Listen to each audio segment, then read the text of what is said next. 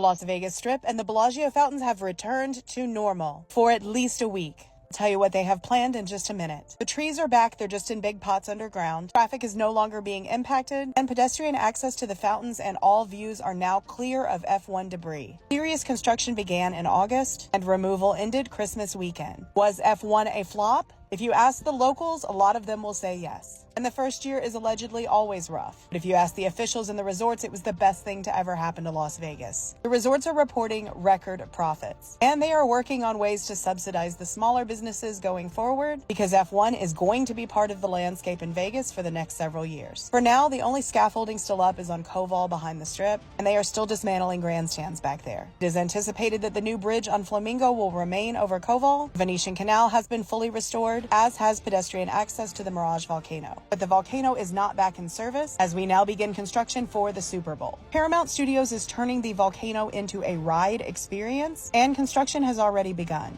This will limit access to the volcano at least through the end of February. Additional areas impacted around the Strip are shown here on this map, and expect construction to begin on the Bellagio Fountains as soon as next week. CBS is putting up a studio. All of this should be removed by March 1st, with construction for next year's F1 anticipated to begin at the end of August or early September. Keep this in mind when making travel plans. Timelines and details in the comments. Let me know what you think, and follow me for all the Vegas.